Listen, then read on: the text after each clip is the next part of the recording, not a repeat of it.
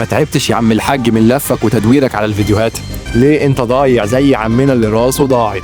الملك ده كان ماشي في الشوارع بيدور على راسه اللي ضاعت منه، وهو عمال يدور عليها، خبط في عمود، ما هو طبعا مش شايف حاجه. بس في اللحظه دي يظهر لك مخلوق صغير راسه مدوره عامله زي الكرومبايه الفاسده، بيقول له انا جسمي ضايع وانت راسك ضايعه، ما نتحد مع بعض وانا ابقى راسك الجديده.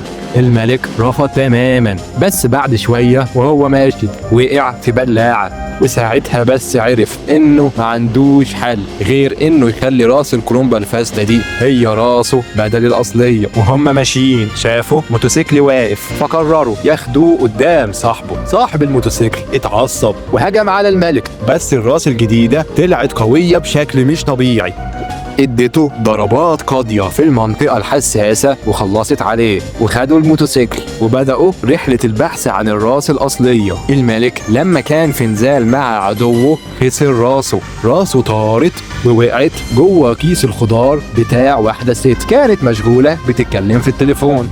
لما الست وصلت البيت ابنها لقى الراس جوه الشنطة وافتكر انها لعبة، بس الراس اتكلمت، فالولد اتخض ورماها بعيد. امه بقى جت وشالتها وحطتها في كيس الزبالة لما يعرف، وبعدها خرجت عشان ترميها، بس وهي لسه هترميها ظهر الملك قدامها. الست تعيش انت، والملك خد راسه وحطها مكانها، وبعدها ركب الموتوسيكل وخد بعضه ومشي. هو عمره ما هينسى اللي حصل له ده طول حياته.